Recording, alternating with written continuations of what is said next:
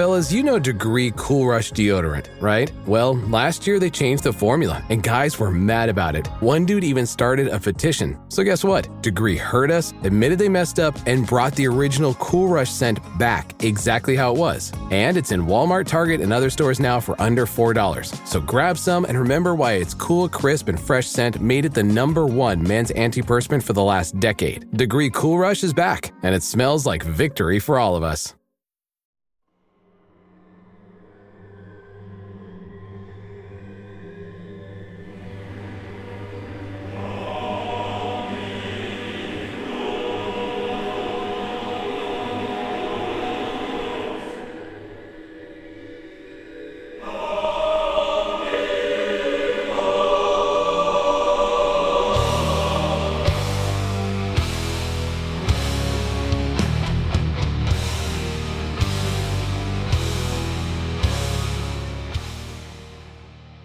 Está começando mais um Acredite Se Quiser. E hoje a bruxa está solta, não é mesmo, senhor Fujack? Isso mesmo, PH. Isso mesmo. Eu não acredito em bruxas, mas que elas existem, existem. Sim, sim. E tanto que existem que nós trouxemos duas para conversar com a gente aqui hoje. Mas calma lá. O time hoje é grande e vamos apresentar todo mundo aqui com calma. Primeiro convidado, Marcelo, o salvador da pátria do fenômeno, o salvador da pátria do Acredite Se Quiser. Meu amigo, seja bem-vindo, tamo junto. Muito obrigado, PH. Imagina, salvador da pátria nada. Tamo junto aí. Valeu demais, meu amigo. O boss, o manda-chuva, que a esposa dele não me escute falar isso, hein? Douglas, e aí, meu amigo? Oi, gente, tudo bem? É um prazer estar com vocês e quem já nos escuta sabe que hoje eu e o PH a gente não vai dormir direito. A gente vai ficar cagado com esse bate-papo que vai ter hoje aqui, porque a gente gosta do assunto, mas a gente não tem masculinidade suficiente para aguentar o tranco. Então, nós vamos ficar cagados, vai dar rolo. Vamos lá. Vamos lá que minha noite vai ser cruel. Sim. E hoje o buraco é mais embaixo, a nota marrom vai ter alta, porque, vamos lá, a cereja do bolo dessa gravação, desse nosso episódio, as bruxas, nós trouxemos duas bruxas. Então vamos lá, Marília, seja muitíssimo bem-vinda. E lembrando que a Marília, juntamente com a nossa outra bruxa Luísa, são as fases tudo ali na tábula, numa HQ que está sendo adaptada de um filme sobre bruxas, que nós vamos falar mais no final do episódio. Mas Marília, seja muito bem-vinda. Obrigada, gente. Boa noite. Muito bom estar aqui com vocês hoje. Eu que agradeço. Valeu. E para fechar o time da bruxaria, Luísa, seja bem-vinda novamente, eu acredito se quiser. Oi, gente, tudo bem? Então, hoje não estamos com os alienígenas, né? Estamos com as bruxas. Vamos falar sobre bruxaria e sobre o filme que a gente está adaptando aí também. Luísa, calma que existe um caso ufológico que se chama A Bruxa de Monterrey. Então, bruxas existem na ufologia também. Mas isso é um papo para um outro episódio. Porque daqui a pouquinho, logo depois da vinheta, prepare seu caldeirão e alguns ingredientes secretos que vamos começar com alguns feitiços.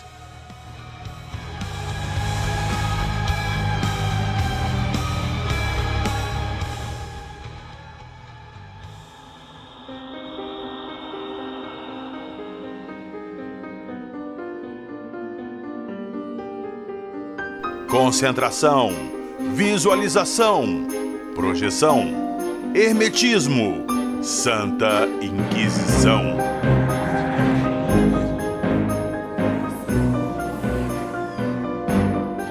Acredite se quiser.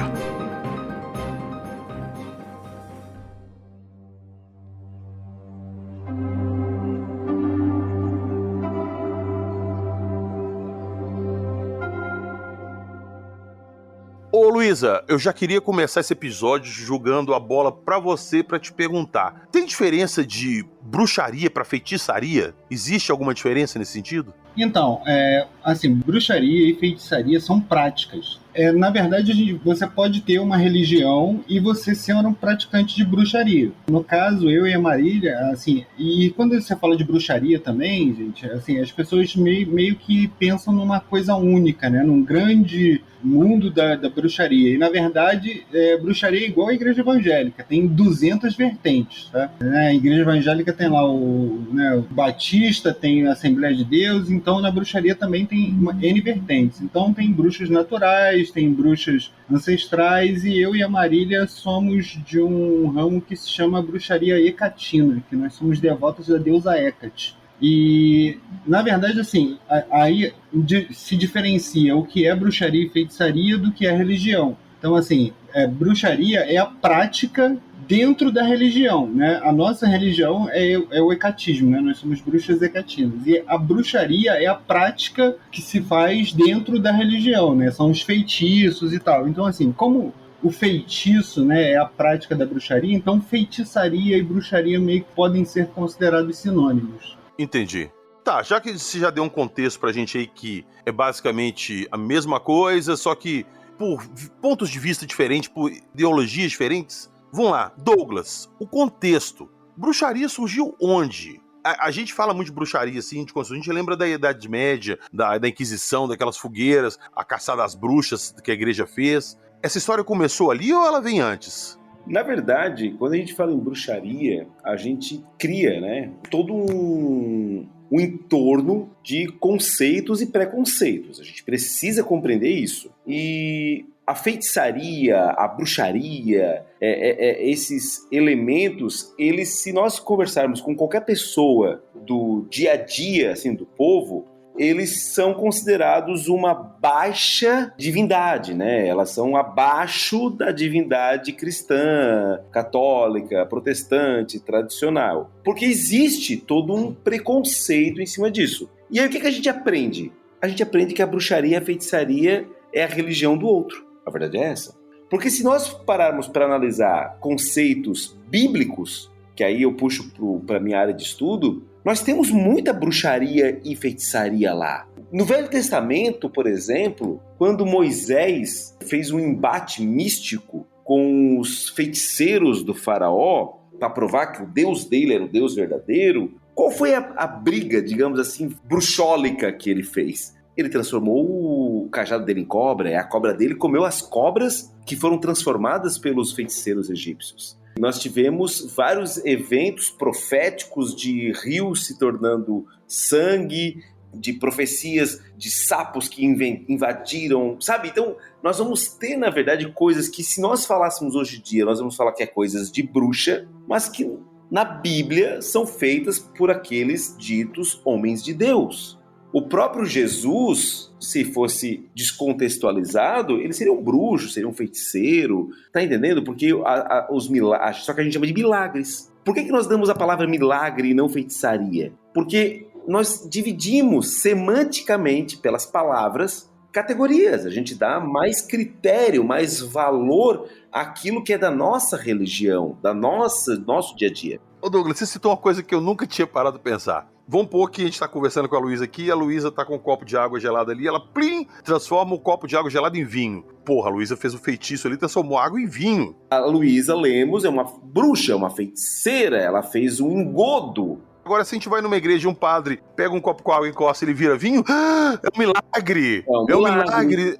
É isso, é a mesma coisa. Aí que dá a grande questão. O sobrenatural do outro, ele sempre é relegado a uma demonização, a uma categoria inferior à minha religiosidade. E nós temos que ter essa concepção. Tipo assim, não quero me alongar muito, mas tipo, infelizmente ou felizmente, existem duas grandes verdades universais sobre tudo que a gente vê sobre o sobrenatural. Ou todo mundo está certo, ou seja, são tudo formas de ver a mesma coisa com interpretações diferentes, ok? Então tá todo mundo certo, só que cada um vendo da sua maneira, dando sua explicação da sua maneira. Ou tá todo mundo errado e apenas uma pessoa daí está certa. Então, apenas uma vertente realmente está correta e todas as outras erraram. E aí eu me lembro daquela piada do Porto dos Fundos. Vai que é a religião da Nova Papua de Nova Guiné, sei lá, sabe? Vai que é eles que estão certos. Entendeu? E tá todo mundo errado. Então, eu prefiro acreditar que todo mundo está dando interpretações diferentes para o sobrenatural, por conta de suas experiências, culturas, etc. Porque existe algo, mas cada um com a sua ótica. E aí é por isso que nós precisamos respeitar a ótica do amiguinho. Falando de coisas que o Douglas colocou aí, falando da bruxaria como prática, a gente não precisa nem ir lá para os tempos bíblicos, né? Todo mundo tem a avó que fazia simpatia, né? Que fazia um desenho do sol no chão para parar a chuva. Sim, mas peraí, calma. Simpatia é bruxaria também? Simpatia é bruxaria. Simpatia é um feitiço, né? Desculpa atrapalhar, gente. Desculpa atrapalhar, mas, gente, quem aí cresceu em famílias católicas já ouviu falar São Noguinho, São Noguinho. Se eu achar, eu vou dar 3 pulinhos. Uhum. Isso aí é claramente uma prática mágica. Isso do São Longuinho é uma magia ritualística, né? Você está invocando o São Longuinho para poder achar alguma coisa. É um feitiço ritualístico. Mas você desenhar no chão, por exemplo, o sol e chamar o sol para parar a chuva, por exemplo, é um feitiço desenhado, né? Que a gente chama de sigilação. Então, assim, tem várias práticas dentro dessa coisa das simpatias que são feitiços, só que você não chamava de feitiço, chamava de simpatia, né? Coisa de botar o Santo Antônio de cabeça para baixo para pedir um casamento e todas essas práticas católicas antigas, né? Tudo isso era magia, tudo isso era feitiçaria. Na verdade, assim, se a gente for analisar, a Igreja Católica, muito da Igreja Católica é literalmente magia, quase tudo. A gente tem a oração, que ela pode ser ligada ao encantamento. A gente tem as defumações antes da missa começar, que acontecem também em vários outros tipos de templos e religiões. A gente tem o ritual do batismo, tudo é muito ritualizado. E igual como o Douglas estava falando, né, existe a possibilidade de que só um esteja certo ou que todos estejamos certos. A minha vertente de estudo é o hermetismo, e ele trabalha com a ideia da magia mental, que toda magia ela começa dentro de você. E basicamente, segundo a filosofia, que o hermetismo ele é uma filosofia, ele não chega a ser uma religião, é bem o que o Douglas falou. A partir do momento que alguém acredita em algo, aquele algo existe. Então, se todo mundo está acreditando na sua própria religião, automaticamente é como se todas as religiões fossem verdadeiras. Porque a gente acredita que o Deus, ele na verdade ele é uma energia e ele não é tipo um ser consciente te julgando o tempo inteiro. Deus está muito ocupado.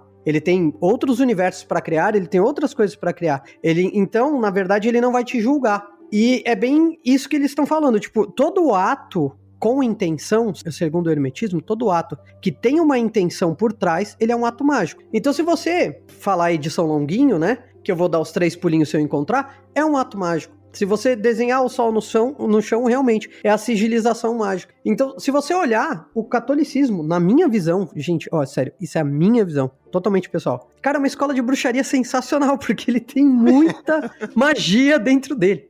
Ô, Marcelo, você puxou isso aí e eu vou jogar a bola agora pro Jackson. Porque, olha só, Jackson, o Douglas falou isso, a Luísa também falou e o Marcelo citou isso também, que muitas vezes uma coisa que a gente faz com uma intenção ritualística é uma magia. E muito se comenta ali, principalmente entre os católicos evangélicos, sobre os templos de Umbanda, que quando a pessoa deixa um trabalho, uma oferenda numa esquina, ela tá fazendo uma macumba. Geralmente quando a gente vê essas oferendas na esquina ali, o pessoal fala assim, ai, macumba, isso é magia negra, é do mal e tal. Sempre teve essa conotação. Como que vocês encaram isso lá? Tá? E vocês têm essa visão que isso que vocês fazem lá é uma espécie de magia também? Ou vocês encaram de uma outra forma? Não, na Umbanda a gente encara como sendo magia. Uma vela que você acende para uma entidade, isso já é uma magia, porque existe uma transmutação ali, né? Aquela vela está sendo transmutada por meio do fogo, né? Então, praticamente tudo que você faz na Umbanda é algum tipo de magia. E, assim, sempre tem um significado e raramente, e depende muito da índole da pessoa, aquilo que está sendo feito é pro mal. O evangélico vai olhar e vai dizer, é tudo pro mal, mas, nossa, é muito, muito, muito, muito, muito raro que seja pro mal. A maioria dos umbandistas vai fazer algo para ele mesmo, para ele ter sucesso no negócio, para ele ter os caminhos abertos, assim. Então, é muito mal interpretado, né? Entre o meio religioso, né? Entre o meio evangélico e católico. Eu lembro que quando eu entrei pra Umbanda, minha mãe ficou 6 meses sem falar comigo, porque ela não queria que eu entrasse de jeito nenhum, dizia que era seita, que eu ia ser corrompido, que só se fazia o mal. Então, sinto muito. Ô, Jacques, isso aí que você falou é interessante, porque eu, quando era criança, tinha uma senhora aqui na rua e a gente sabia que era ela que colocava uma oferenda ali na esquina da nossa rua aqui. E a gente, quando era criança, tinha o maior medo daquilo, passava, os pais, a gente falava assim, não chuta não, passa longe e tal, não sei o quê, porque a gente achava que era uma coisa super do mal. Eu, depois de mais velho e tal, eu comecei a ter mais contato com os vizinhos, conversar mais. Uma vez eu perguntei pra ela por que ela fazia aquilo. E ela falou que simplesmente, sabe o que era? Que ela tava pedindo sabedoria e tranquilidade pra filha dela, que tava estudando pra prestar vestibular. Pois é, a maioria dos umbanistas fazem isso em benefício próprio, da família e tudo, pra proteção pessoal. E eu achava que ela tava botando aquilo lá pra mandar um encosto pegar alguém, sacou? Pra atrair uma coisa ruim. E não tem nada a ver, cara. Eu acho hilário quando eu abro um determinado canal que passa alguns programas de madrugada, e daí tá lá uma certa pessoa falando, ela vai lá no cemitério à noite e fala, por que isso aqui foi colocado aqui pra acabar com a vida de alguém, isso aqui é pra trancar a vida de fulano, isso aqui é pra acabar com a vida da ex do namorado.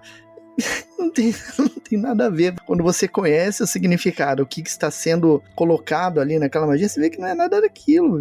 Sim. Aí vai aquele povo lá falar besteira sobre o que não sabe, ou às vezes até sabe, mas tá colocando para criar uma narrativa com a qual ele mesmo se beneficia. Porque você vê que quando determinadas linhas religiosas fazem um ataque contra a Umbanda, o Candomblé, Quimbanda, bruxaria, Wicca, seja lá o que for, na verdade, às vezes não é nem no sentido de atacar, mas ali, geralmente, é uma ação de autoafirmação, para dizer, eu sou o bonzão que eu posso enfrentar tudo isso. Tem uma coisa que eu queria compartilhar da minha prática mágica, que é, a gente faz todo mês um ritual chamado Deipnon. E para Hecate nós oferecemos um jantar, digamos, um banquete. A gente faz oferendas de comida, realmente, e tal. E é um momento, digamos, de estar em conexão com a deusa e tudo mais. Só que ela não come. E o que a gente faz com essa oferenda depois? Eu, pelo menos, tenho o cuidado de preparar a oferenda de modo que eu possa deixar na rua, justamente para alguém pegar, porque eu moro numa região central, numa cidade grande, tem uma ocupação no final da minha rua, tem galera que fica debaixo do viaduto. Então, se eu puder, sei lá, deixar uma fruta bem limpinha, bem certinha, na esquina, que a pessoa possa pegar para ela comer, não tem problema nenhum. É só uma questão da intenção. E aí, Hecate é uma deusa que está ligada à proteção de pessoas que estão à margem da sociedade, né? E eu estou, na verdade, fazendo um ato bonito, assim, ao meu ver, sabe? Eu estou abrindo mão de uma coisa minha, consagrando ela e depois deixando para quem quiser pegar. Então, na verdade, é um preconceito meio que impede as pessoas de aproveitar de coisas boas até, sabe? É claro que não é aconselhável você ficar pegando coisas na rua que você não sabe de onde vieram. Eu ia comentar isso agora, porque geralmente quando você vê isso na rua, o pessoal fala assim, eu não vou comer isso não, eu vou passar mal, isso aí vai me dar maldição. Mas às vezes não é, às vezes é uma coisa que vai, sei lá, alimentar um cachorro que tá passando na rua e que tá tudo bem, sabe? Vai alimentar uma pessoa que tá passando por um momento de dificuldade ali, ou às vezes vai alimentar os pássaros, ou não vai alimentar ninguém, vai alimentar a terra. Não tem motivo de a gente ficar de verdade achando ruim uma coisa desse tipo, sabe? Na minha opinião. Concordo. Até complementando isso que a Marília falou, é engraçado, né? O pessoal, ele tem muito preconceito, tipo, olha lá aquela oferenda colocada lá e fica com muito preconceito de não, isso é ruim, não sei o que lá. Mas quando é dinheiro, a galera pega, né? Quando o pessoal coloca dinheiro, não tem problema. Dinheiro é outra parada totalmente diferente, cara. A galera não nega nem fudendo. Mas assim, na minha opinião, assim, é que eu acho que toda magia, ela é uma ferramenta, né? Porque as pessoas ficam olhando e já... esse preconceito já faz com que a galera olhe para aquilo e já entenda aquilo como uma coisa ruim. E a verdade é que o conceito de ruim ou bom, eles são da condição humana. Os humanos têm o lado ruim ou bom. Uma entidade que tá ali para trabalhar, ela é uma energia. Ela não tem um conceito de bom ou ruim. Se você chama uma entidade para fazer um trabalho específico, ela está ali para fazer aquele trabalho específico, independente se para você é ruim ou se é bom. Até porque uma coisa que pode ser ruim para mim, pode ser bom para outra pessoa. Então é uma coisa da condição humana. E a magia nada mais é do que uma ferramenta para levar isso. Duas coisas. Uma é essa prática que a Marília está falando, né, que é da nossa religião, né, que é o culto a Hecate. a gente tem questões históricas relacionadas a isso também, né? Que o culto de Hecate na antiguidade, você tinha o Deipnon, né? Que era esse dia do banquete para Hecate, né? Que marca o fim do mês lunar. E sempre se fazia aquele grande banquete para Hecate, e ao invés de se desperdiçar aquela comida era colocada numa encruzilhada, e as pessoas de rua, né, as pessoas em situação de rua na época, elas iam até aquelas encruzilhadas e ficavam esperando ser depositado lá as oferendas de Hecate para comerem. Então era uma prática comum entre eles doar aquilo para que o pessoal de rua tivesse um alimento mesmo, pelo menos naquele dia especial ali para eles. E outra coisa, né, voltando um pouco para o assunto da gente falando sobre feitiçaria em outras religiões, né, se a gente for extrapolar, a gente pode jogar até para os cultos neopentecostais agora, né, que você pega, né, faz a vassourinha para varrer o mal da sua casa, né, faz o óleo sagrado. A prática de criação de óleos e coisas assim é muito típico de várias vertentes da bruxaria, até da Umbanda também e tal, né? Um unguento, né? Feito pelos pretos velhos e tal. E toda a ritualística dos cultos evangélicos, mesmo das denominações mais tradicionais, eles têm o intuito de criar um ambiente mágico, para que as pessoas tenham ali um momento de conexão com a divindade, né? Dentro da prática da bruxaria, o Marcelo até comentou isso, né? Tem a questão de que tudo começa na mente, né? Então você criar um ambiente propício, né? Criar um ambiente onde a sua mente se desconecte do seu dia a dia normal e se conecte apenas com o momento, com aquele momento ritualístico ali, é uma prática de bruxaria ritualística, e é uma prática feita em qualquer igreja evangélica, né? Você tem o pastor com um tom de voz específico, a luz diminui um pouco, né? Os músicos tocam determinado tipo de música, tudo para criar um ambiente ritualístico onde você tem uma conexão com a divindade. Então, assim, na verdade, como o Douglas falou, né?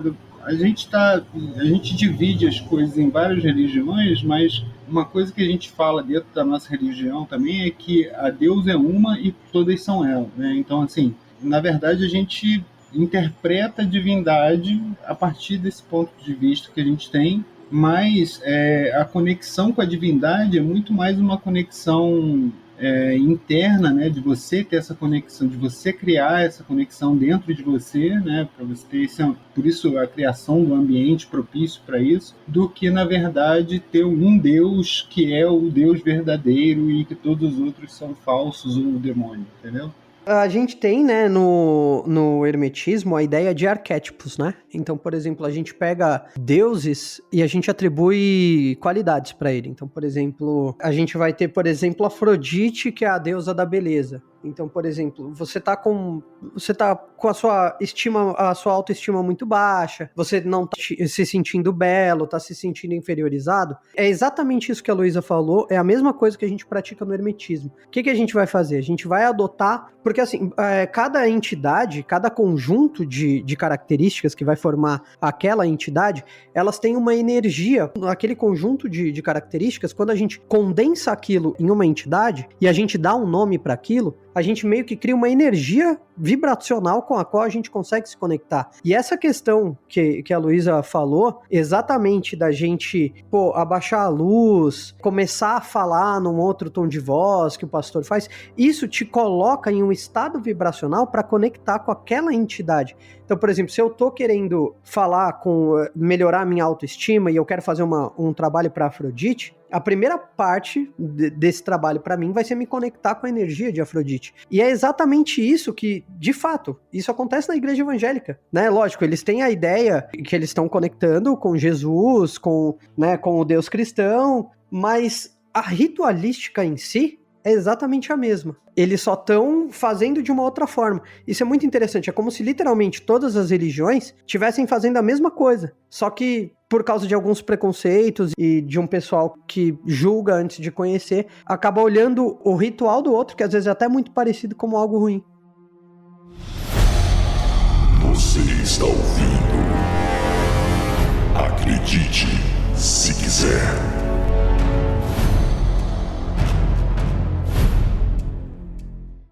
Mas, ô Douglas, acho que minha pergunta não foi respondida. Quanto de fato começou a bruxaria? Começou naquela época ali que a igreja começou a perseguir elas e começou a chamar elas de bruxa? E por que a gente tem essa conotação, assim, que bruxa é do mal? Toda representação que você vê ali, 98% das representações que você vê de bruxa em cultura pop se refere a uma pessoa de índole má. Tá, vamos lá.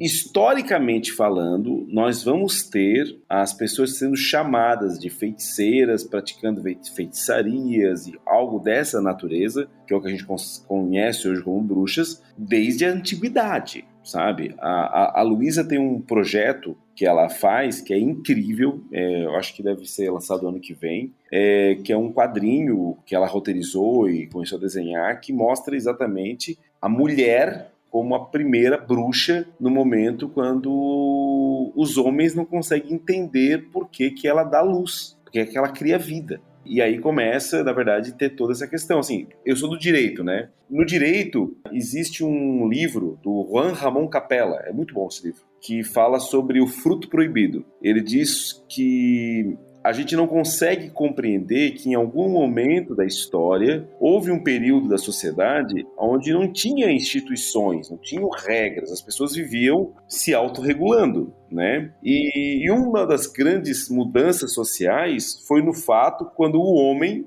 descobriu que ele, de certa forma, criava a vida através da mulher. Porque até então, a mulher, quando gerava o filho, isso aí agora, nós entramos na antropologia, estamos falando de estudos, não é achismo, né? A mulher, quando geria o filho, aquele rito, aquela situação era tão mágica, era tão absurda por estar criando vida, que não se sabia necessariamente que era o homem que ia lá e fecundava aquela mulher. Então, tanto que as crianças, geralmente nessas comunidades mais primitivas, não no sentido ruim, mas primitivas no sentido ancestral, né? Elas eram consideradas filhos da comunidade, não filhas de uma pessoa. É a partir do momento que tu começa a perceber que o homem tem uma participação na concepção da criança, que começa a haver uma necessidade de castrar a mulher. Então tu é obrigado a transformar a mulher numa propriedade. Isso historicamente falando. Então as mulheres começam a se tornar, na verdade, propriedade dos homens. Porque tanto que a gente deve ter, muitos que estão nos escutando já devem ter ouvido o pai, a avó, alguém falar: o filho do meu filho eu não sei quem é, mas o filho da minha filha é meu neto. Entende? Porque, tipo, a gente sabe a maternidade, a paternidade a gente sempre tem dúvida. Então, para não ter a dúvida, o homem castra a mulher, faz a mulher refém e vira sua propriedade. Tanto que em Roma, já estamos falando agora, isso que eu estava falando era coisa de 5, 6, 10 mil anos atrás. Agora estou falando já de Roma, de 2.000 anos atrás, 2.500, época de Cristo. Em Roma, nós vamos ter a instituição da adoção, por exemplo, que é já o homem que já sabe que não consegue ter filho. E ele precisa ter um descendente por questões mágicas. Porque eles tinham a questão da auto-adoração, adoração dos ancestrais. Então, nós vamos ter muitas vezes a mulher vinculada com a bruxa, tanto que a gente pouco escuta bruxo, a gente sempre escuta bruxa, porque geralmente começa a ter essas mulheres que se rebelam a esse sistema patriarcal, a esse sistema opressor, que remonta a milênios. E aí cada sociedade vai ter as suas bruxas. A verdade é essa.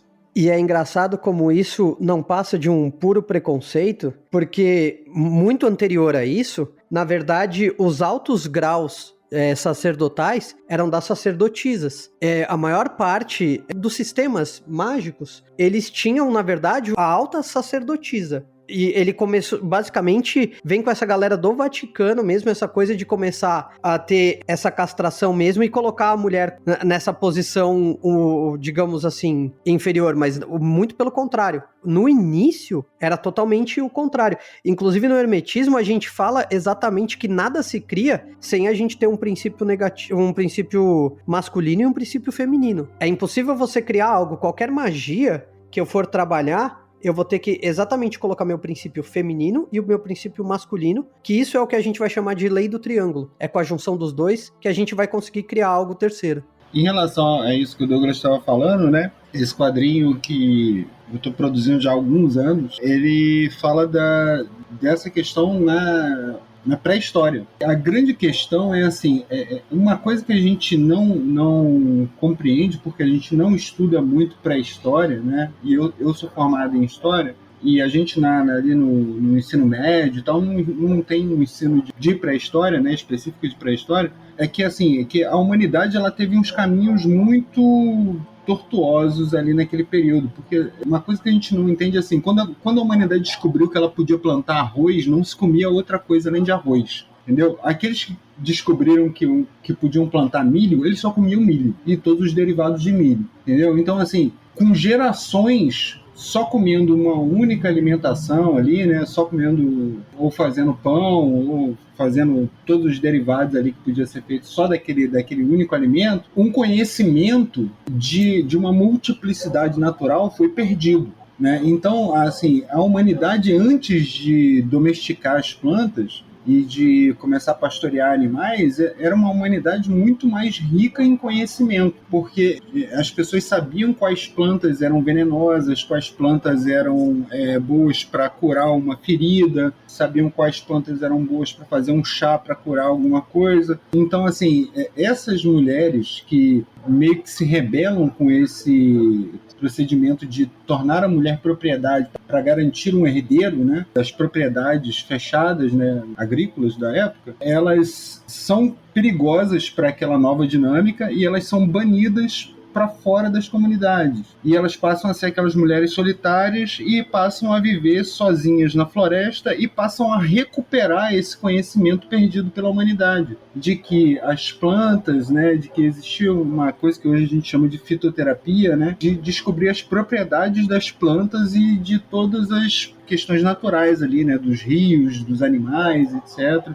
E esse é a proto-bruxa, vamos dizer assim, né? Não existia o termo bruxa na época, mas essa era a proto-bruxa criada pela humanidade. Essa mulher lá nos primórdios da humanidade, antes de existir escrita, que a gente conhece por algumas questões antropológicas que a gente estuda, e essa mulher que era banida de dentro da sua sociedade, ia viver sozinha e recuperava um conhecimento perdido pela humanidade. Então, como ela tem um conhecimento que ninguém mais tem, isso é muito misterioso também, e também é motivo de medo, porque normalmente a gente também renega tudo aquilo que a gente não conhece, né? A gente teme tudo aquilo que a gente não conhece. Ô, Luísa, você estava falando aí que a gente tem medo, que é o desconhecido e tal. Muito que a gente tem ideia de bruxa, assim, é que bruxa faz aquelas poções em caldeirões e usa lá rabo de salamandra, bigode de gato preto, unha de galo degolado.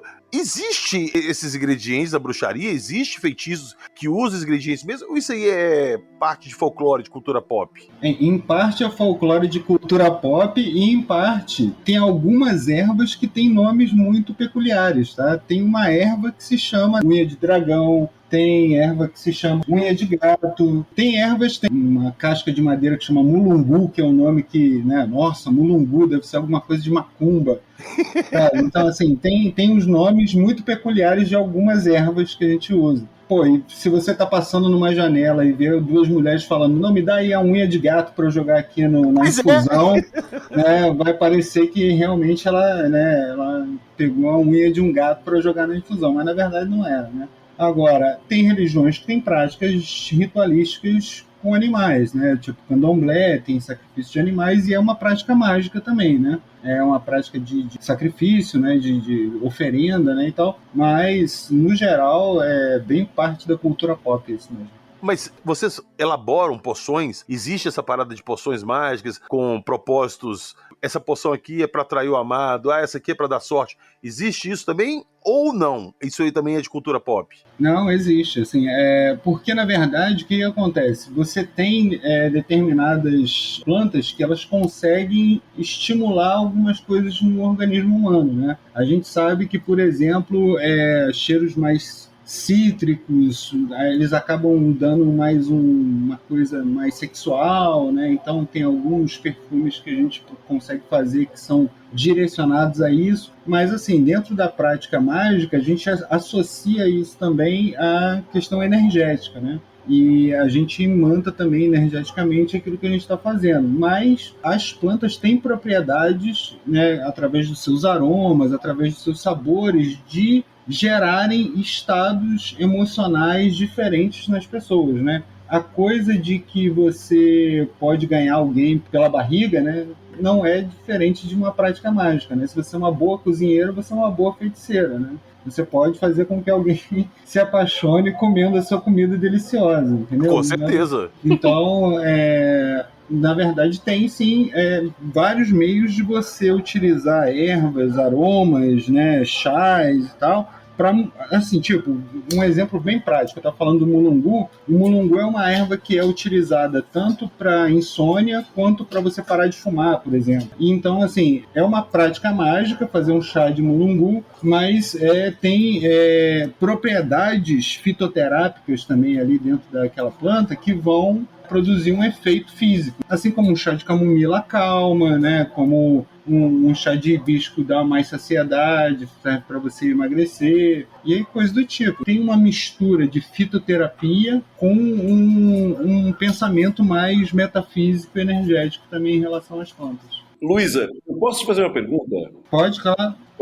E aí, os demais bruxos do grupo podem responder também, por favor. Quando vocês falam sobre questões como chás, ervas, plantas, etc., por mais que seja, às vezes, um conhecimento hermético sobre aquele produto, os efeitos, etc., é inegável que existe uma questão física, porque se tu fumar maconha, tu vai ter... Ele também é uma erva, e tu vai ter lá um efeito X. Então, porque é uma questão que envolve com a nossa biologia. A minha grande pergunta é aquilo que não é material, aquilo que é o metafísico puro. Aquelas que não envolve o biológico, não envolve o consumo de uma erva ou de uma planta, mas aquilo que entra em questões práticas, mas decorrentes de pensamentos positivos, de palavras-chave, de mentalizações, porque isso realmente me deixa muito curioso, porque nós vamos ver isso em muitas religiões, em muitas práticas religiosas. Nós temos a oração,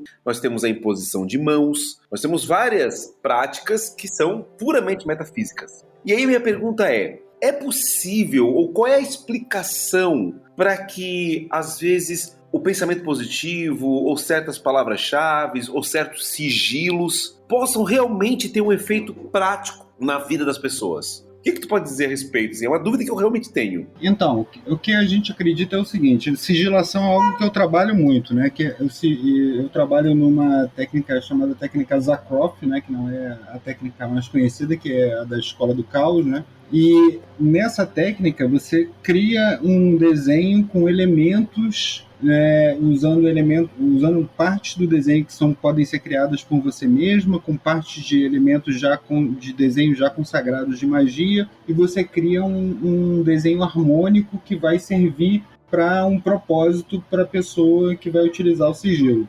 Dentro dessa prática, você não tem uma prática fitoterápica, por exemplo, né? Você tem uma prática que a gente chama que trata dos princípios básicos da magia, que são concentração, a visualização e a projeção. Então, como é que você vai utilizar um sigilo, por exemplo, para poder fazer magia? O sigilo ele tem elementos ali que estão representando o seu desejo, né, a sua necessidade, e você vai se concentrar naquele desenho, né, até que ele esteja bem claro na sua mente. Você vai entrar num processo de visualização, portanto, daquele desenho dentro da sua mente, e a partir do momento que você está concentrada e visualizando aquele elemento, você vai entrar no processo de projetar aquele elemento para o seu subconsciente, que é a sua ligação, segundo a nossa crença, com a divindade. A partir do momento que você faz isso, você está mandando uma mensagem para a divindade a respeito daquilo que você deseja de forma cifrada, né?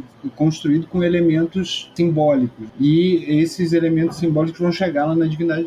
A Luísa quer isso aqui. Essa prática de sigilação eu faço muito quando eu vendo um dos livros que eu participei, numa editora onde o Douglas já trabalhou, que é o Necronomicon, e eu sempre falo, se você levar o livro, eu desenho o sigilo com aquilo que você desejar. E quando a pessoa compra o livro, eu desenho o sigilo com aquilo que ela deseja e eu ensino ela a usar. E algumas vezes, já tem umas 4 vezes já, que vieram pessoas em outros eventos me agradecer pelo sigilo, porque fizeram aquilo que eu falei, né? Utilizaram o sigilo da maneira como eu ensinei, e aquilo que elas queriam se realizou na vida delas. Então, assim, É claro que tem uma questão. E outra coisa é assim: por que a gente tem que separar o que é biológico do que é espiritual? Entendeu? Dentro da nossa vertente de bruxaria, a gente acredita que nós temos 3 partes, né? Que a gente tem o nosso corpo superior, o nosso corpo inferior, né? O nosso corpo superior que veio da divindade, o nosso corpo inferior que veio da nossa ancestralidade, e a junção desses 2 corpos cria o nosso corpo material. Ou seja,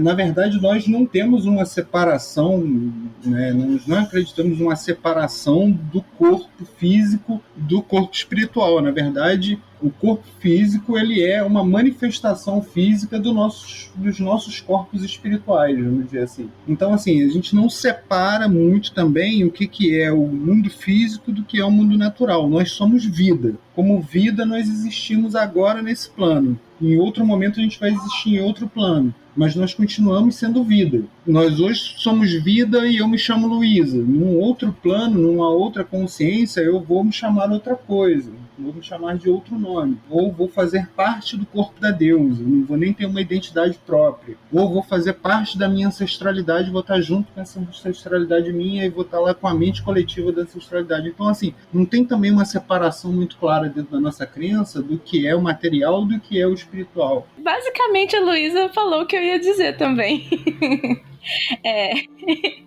Essa ilusão do eu, né? A gente não tá separado do universo. Então, o meu pensamento tava indo por esse lado também. Na visão do hermetismo, a gente tem... É engraçado até isso, porque conforme a Luísa foi falando, a gente trabalha exatamente com a mesma ideia, de a gente mentalizar aquilo e jogar aquilo pro nosso subconsciente. Só que diferente... A única parte que é diferente no hermetismo é o seguinte: a gente não tem a concepção de que uma entidade vai receber, a divindade vai receber aquilo e vai trabalhar em prol daquilo. O hermetismo, ele costuma levar mais em consideração o mundo. A gente entende que tudo é vibração e que semelhante atrai semelhante. Inclusive, é até uma das leis herméticas, que é a lei da correspondência, que ela fala que o que está em cima é como o que está embaixo e o que está dentro é como o que está fora. Então, basicamente, a nossa ideia é a seguinte: você pode bolar o ritual que você quiser. Vou dar o exemplo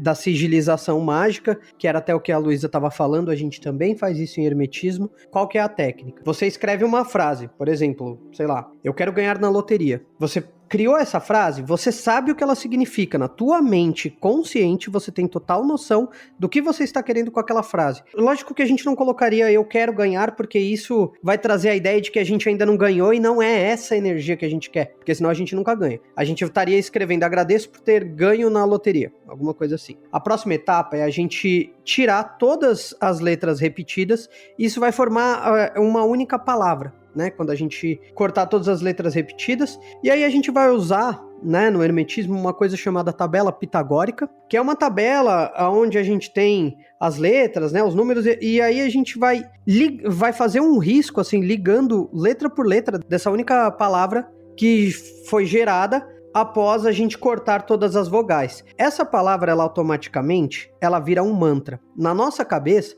a gente sabe o que aquilo significa. Então, por mais que ela tenha virado uma palavra que ela seja totalmente abstrata para outras pessoas, a gente sabe o significado. Então, toda vez que a gente entoa aquela palavra, automaticamente a gente está ativando aquela energia dentro da gente. E como a semelhante atrai semelhante, a partir do momento que você consegue internalizar aquilo, você consegue ter aquilo dentro de você, jogar para o teu subconsciente, vai transformar em uma forma de pensamento e você liberar isso para o universo, o semelhante ele vai atrair semelhante. Então a explicação do hermetismo é exatamente essa. Você entrou num padrão vibracional de acordo com aquilo que você quer. E como você atrai o que você vibra, automaticamente se você vibrou aquilo, você recebe aquilo de volta. É até engraçado que uma vez eu tava conversando eu vi, né, o pessoal conversando com uma moça que ela tava reclamando muito que na rua dela todo mundo era muito fofoqueiro. Só que eu conheço aquela moça e ela é a mais fofoqueira da rua dela. Mas é exatamente isso. Se você for o fofoqueiro, você vai atrair mais fofoqueiros. Se você for a pessoa diferente, você vai atrair os diferentes. Então a ideia de por que isso funciona no hermetismo é exatamente essa. Você vai atrair o que você vibrou.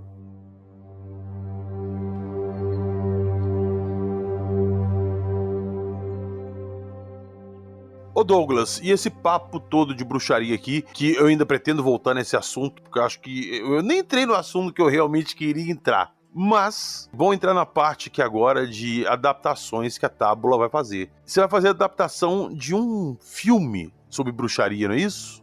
Isso. Na verdade, a Luísa fez a capa e o roteiro, e a Marília, que está aqui presente também, está fazendo e finalizando agora toda a parte interna. E está ficando um trabalho maravilhoso. Só para contextualizar o pessoal. Em 1922 foi feito um filme sueco-dinamarquês que é o Haxan, que é um filme meio que documentário, meio aqueles mockumentários, né? Que fala sobre a bruxaria, fala sobre o que se acreditava na época do que as bruxas eram, faziam e etc. E sobre a questão da perseguição, principalmente das mulheres e tudo mais. É muito inspirado naquela questão do Maleus Como é que é? Me ajuda aí. Maleus Maleficarum. Isso! E é um filme que tá disponível no YouTube, dá pra assistir, galera, é só botar Haxan. É um filme mudo e ele é assustador, a verdade é essa. E na época, em 1922, esse filme foi proibido em vários países. Vários países não permitiram o acesso a esse filme. Ele é bem perturbador mesmo, mas é um filme muito bom. É um filme bem dinâmico, mesmo pra época.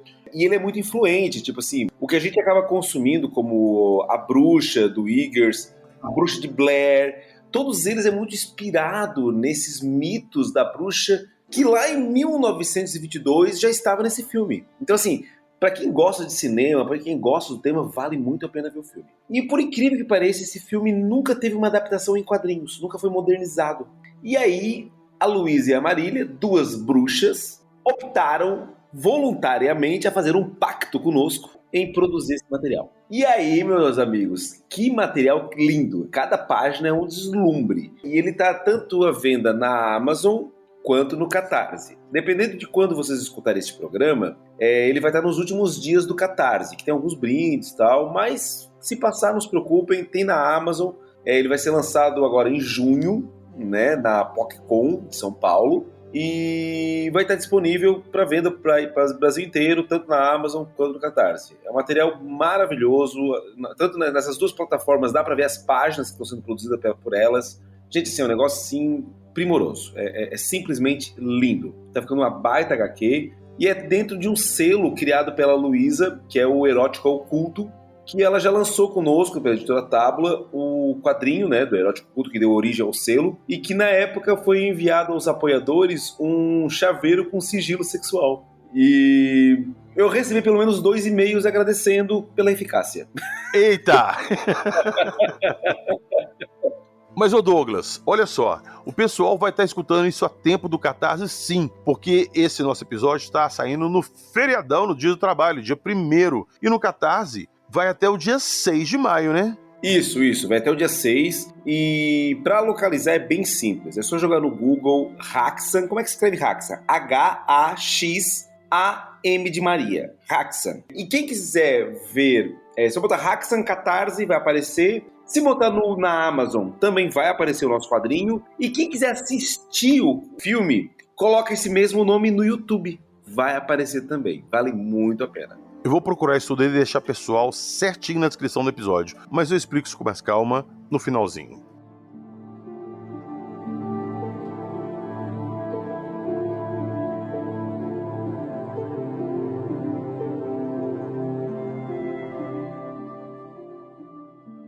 A gente tá falando aqui de bruxaria, falou de filme que vai virar HQ, então eu queria muito pedir aos nossos convidados que indiquem um filme de bruxaria. Lembrando que eu já vou tirar o filme da bruxa, que nós citamos aqui, que é recente. Como é que é o nome do diretor, Douglas? O do Eggers, né?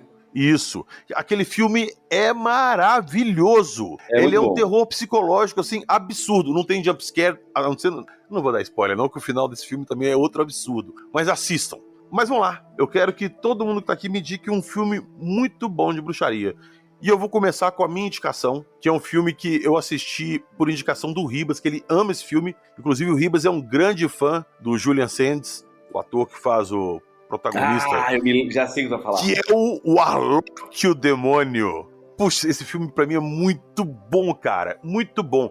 Que é basicamente a história de um bruxo da Idade Média e um caçador de bruxas da igreja. E esse bruxo tá atrás... Isso. E esse bruxo tá atrás do livro que pode desfazer a criação. E ele acaba viajando no tempo, vindo parar no longínquo ano de 1989.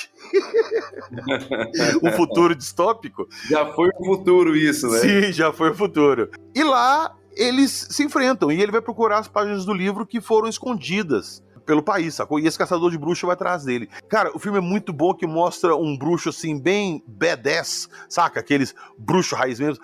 Pô, ele faz poção pra voar com gordura de criança. Eu achei esse filme muito bom.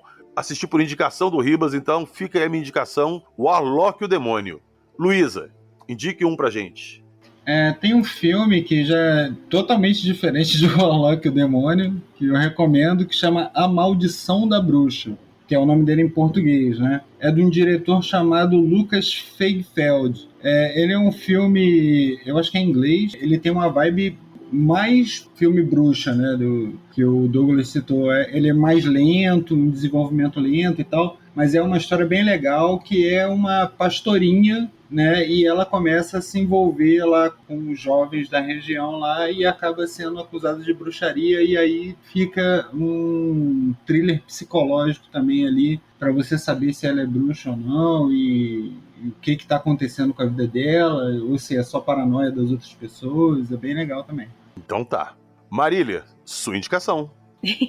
Então, eu vou indicar um filme que chama, em português, Vozes da Escuridão, e em inglês é A Dark Song, do Liam Gavin, que fez o roteiro e a direção. E ele é basicamente uma história sobre um ritual que acontece dentro de uma casa. É uma versão distorcida, digamos assim, de um ritual muito famoso chamado Ritual de Abramelin. É um filme muito interessante, é muito legal. Você tem minha atenção total.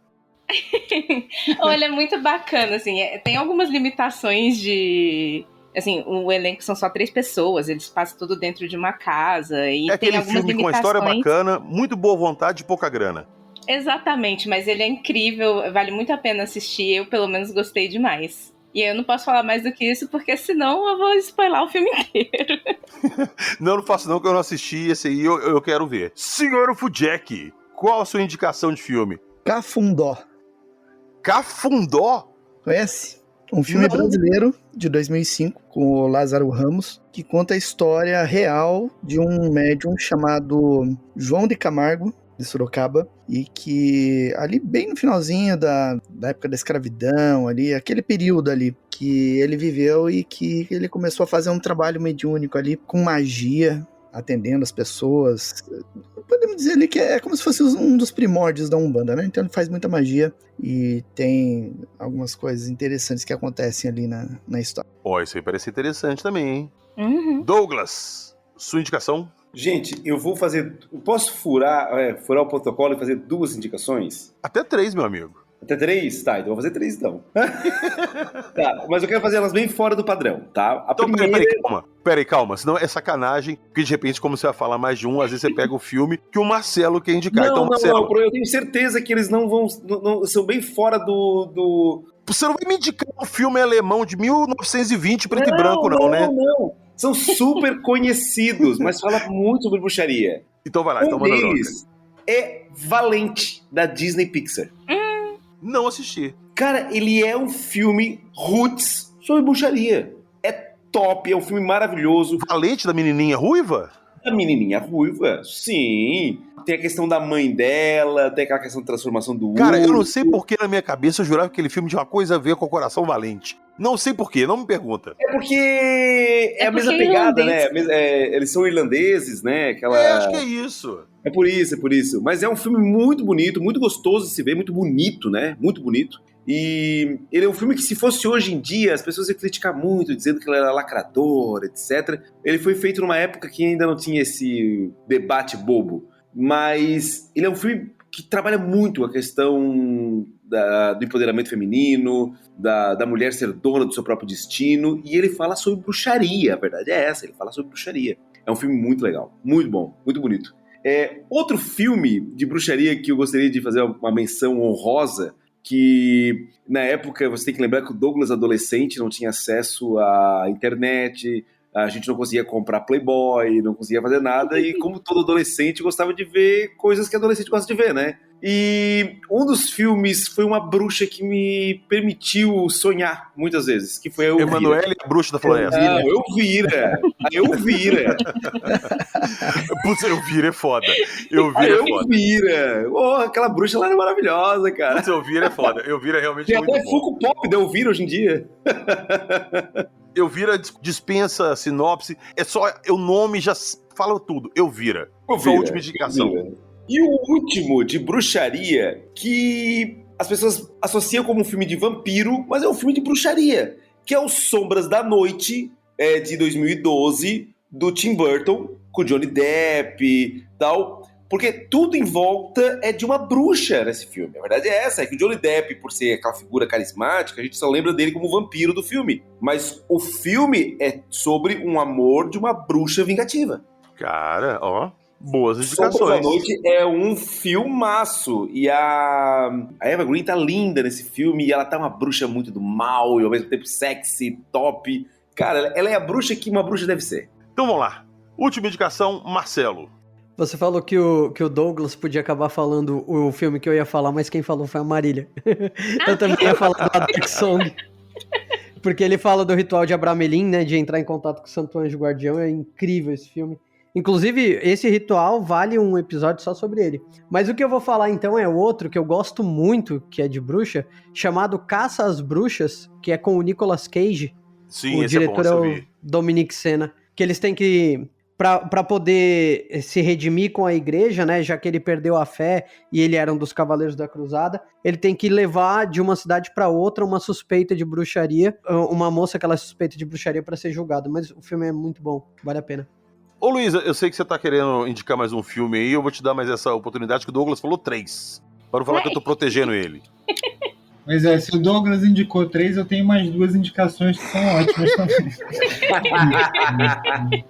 Manda a indicação nunca é demais. Telefônica negativa. Um filme que tem tudo a ver com o quadrinho que a gente tá fazendo agora, que é o Bruxas de Salem, de 1996, lá com a Winona Ryder e tal. Esse filme é muito bom. Esse filme é excelente, fala muito dessa paranoia da caça às bruxas e tal, e é muito bacana. Não vou falar muito mais do que isso, que é pra ver, quem não viu, né, vai lá e veja. E o outro é, assim, lembranças da adolescência e o que fez me interessar por bruxaria de primeiro, que é os Jovens Bruxas, né, gente? Não essa versão lá, Nossa, a versão lá dos anos 90 lá, muito legal também, quem quiser. Tem um monte de coisa no filme que é prática de bruxaria de verdade, tem coisa que não, né? Então, assim, é um filme legal, divertido, muito bacana de se ver também.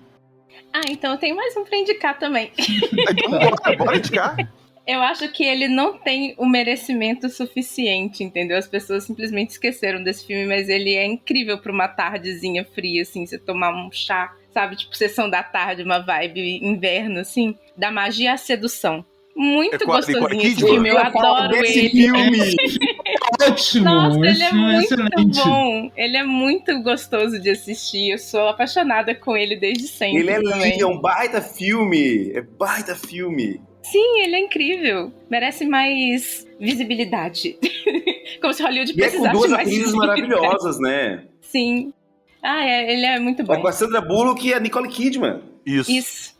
Então tá, eu vou indicar mais um filme então, é um filme recente, eu gosto muito da pegada do diretor, que é do Sam Raimi, que é o Arrasta-me pro Inferno, que eu acho aquele filme... é bom mesmo. Esse filme é muito bom. Poxa, eu acho aquele filme fantástico, cara, a história dele, ele é tosco proposital e o tosco dele não fica tosco pro filme, eu acho uma estética muito legal, gosto demais mesmo. E uma menção honrosa, que eu cresci vendo essa série e, putz, eu adorava assistir, 2 na verdade, acho que as 2 entram aqui, que é Ginny é um Gênio e A Feiticeira. Eu adorava essas 2 séries e uma passava em sequência da outra quando eu era criança. Eu assisti essa série inteira. Entregando a idade. Pô, eu sou velho, tô chegando na casa dos 50, filho, tô ficando velho. Ah, mas eu também assisti essas séries, elas são muito boas mesmo. Nossa, e muito eu era boas. criança também.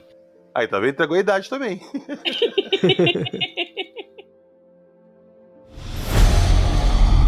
Você está ouvindo...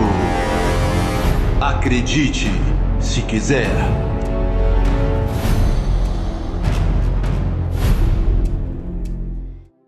Então foi isso. Hoje começamos a falar de bruxaria. Começamos porque eu sei que eu vou voltar nesse assunto. Inclusive, convido esse time a voltar aqui novamente pra gente conversar sobre bruxaria. Eu poder fazer minhas, como diriam alguns ouvintes, as minhas perguntas infantis. As minhas dúvidas honestas e sinceras de coração. Porque eu tinha muita coisa separada aqui, mas igual a gente estava falando aqui off, né, Luísa? É um papo muito extenso. É muito complexo.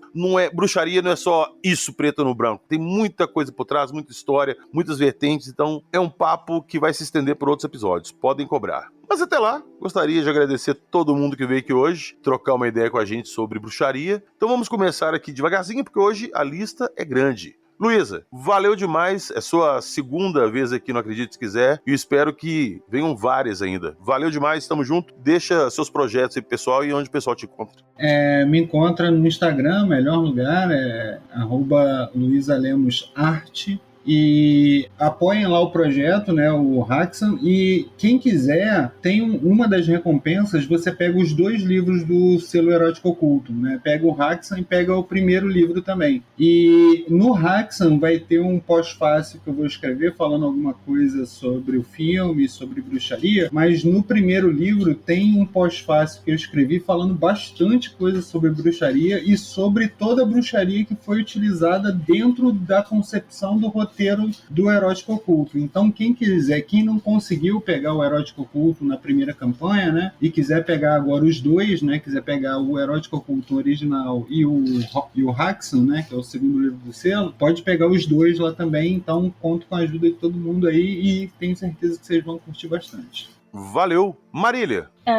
Vocês me encontram no Instagram também, eu acho que é o melhor lugar, @MaríliaAguiarte. E eu espero que vocês venham, gostem do que a gente estiver fazendo. Muito obrigada por ter me chamado para participar, fiquei super feliz. E é isso, a gente se encontra por aí. Valeu, tamo junto. Douglas, o patrão, o big boss da tábula. Valeu de novo, meu amigo. Tamo junto. Moço.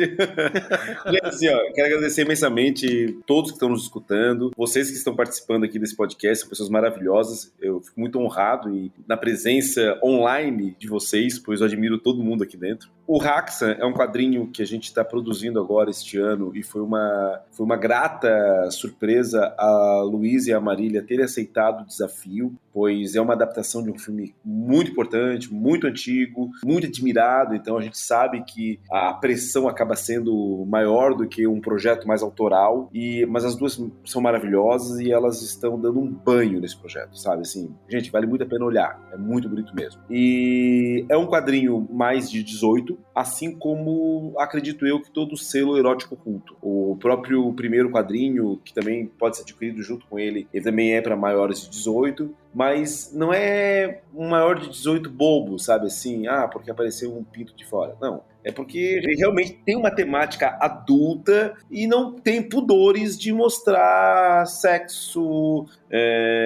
e o que for necessário para contar a história, né? Então, é um quadrinho que vale muito a pena ver, ler, e as meninas estão destruindo nesse quadrinho. Na arte, no roteiro, em tudo. Assim, eu estou muito orgulhoso em ter esse projeto dentro da nossa casa. E fico muito feliz do PH e toda a galera do Acredite Se Quiser, do UFO Jack, de todo mundo que está presente aqui, tá compartilhando esse momento conosco. Obrigado mesmo, gente. Bem feliz. Eu que agradeço. Valeu demais. Tamo junto. Marcelo, antes de você dar seus agradecimentos, pessoal, eu queria aproveitar já para fazer um merchan dentro do merchan. Que o Marcelo tem um site de astrologia. E eu tava conversando com ele ontem, ele me contou sobre isso. Minha mulher adora esses assuntos, adora astrologia, essas coisas. Passei para ela entrou lá, ela ficou surpresa com a quantidade de informação que dá, leitura de tarô e tudo mais em cima dos seus dados ali. Então, eu achei isso fantástico. Eu falei com o Marcelo que eu tenho muita curiosidade de falar sobre a astrologia. Eu acredito, não muito, mas eu falei com o Marcelo que eu também não desacredito. E eu gostaria muito de conversar com ele e ver se ele muda a minha cabeça. Eu já falei várias vezes que às vezes eu trago temas aqui que eu realmente não acredito e eu acabo o episódio com a cabeça mudada, com a minha opinião diferente, porque eu vejo coisas ali que antes eu não sabia. Então, Marcelo, valeu demais sua presença aqui hoje, tamo junto, já fica o convite pro episódio de astrologia e divulga aí, pessoal, o seu site, que vale muito a pena o pessoal conhecer. O PH, com certeza eu volto pra falar sobre astrologia, sim, pode ter certeza disso. E, cara, sim, o meu site ele fala sobre astrologia, numerologia, você consegue entrar lá, criar uma conta gratuita e ter o seu mapa astrológico completo gratuito, mapa numerológico completo gratuito. Você tem consultas ao tarô, horóscopo diário e, inclusive, eu gostaria aqui de manifestar, caso o Douglas aceite, mas todo mundo que comprar antecipado lá no Catarse para apoiar o projeto vai também ganhar 6 meses de acesso premium gratuito nesse meu site, que é a Cosmolink. Aí eu vi vantagem, hein? Aí sim. Aí o coração não aguenta. E pra quem quiser criar a conta lá, ó, é www.cosmolink.com.br. Putz, não, peraí. Ribas! Falaram www aqui também. Eu sou velho? Marcelo, desculpa, mas isso aí pra mim não dá. Ninguém fala mais www, nem eu falo. Eu sou velho.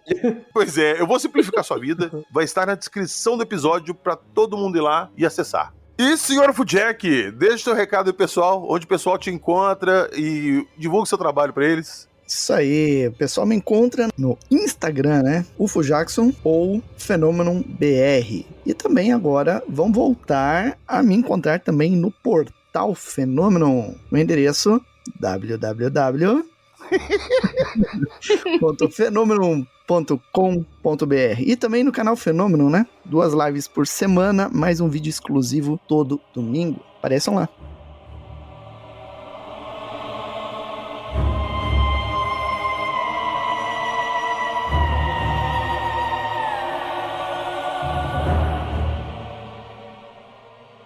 Eu vou deixar na descrição do episódio tudo que nós falamos aqui hoje sobre esse tema. A HQ, que está em pré-venda na Catarse e na Amazon, vai estar na descrição do episódio, então corram lá, garantam seu exemplar. Eu vou deixar também o site do Marcelo, entrem lá, façam seu cadastro lá, façam suas consultas com seus mapas astrais, é muito interessante, tem muita coisa legal lá. E lembrando que nós vamos ter uma novidade em breve. Sim, eu já agradeci o Marcelo aqui no episódio que vocês escutaram algumas semanas atrás, mas aqui eu volto a agradecer novamente que o Marcelo está ajudando o Fenômeno a voltar pro ar, bolando um site novo, um layout novo, com uma hospedagem ilimitada agora para o senhor Fujack colocar a coleção infinita dele de documentação ufológica lá, então aguardem que o Fenômeno vai vir chutando a porta. E eu acredito se quiser também. O Marcelo nos deu um site muito legal que vai entrar aí, inclusive, vai ter a substituição do nosso Apoia-se, vai ser direto pelo site agora, lá vai ter episódios inéditos para apoiadores, streaming lá, sem propaganda de Spotify, sem nada para vocês escutarem, uma loja com action figures, miniaturas de alienígenas, de naves, vai ter muita coisa legal. Então, aguardem que isso vai aparecer aí em breve. Valeu! Nos vemos na próxima semana com mais casos misteriosos e coisas inexplicáveis. E não se esqueçam que aqui nós só contamos as histórias. Acredite, se quiser.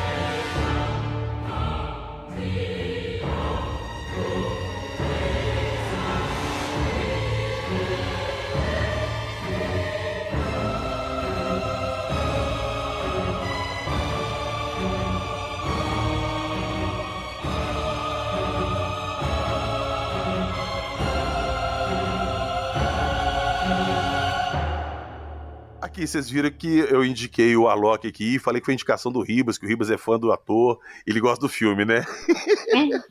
O Ribas odeia esse filme. Ele me xinga toda vez que eu falo, pô, PH gosta de umas porcarias que não tem sentido. O ator é um canastrão e não sei o que, ele me zoa sempre. E eu fiz questão de dedicar pra ele esse filme, ele vai ficar maluco quando escutar.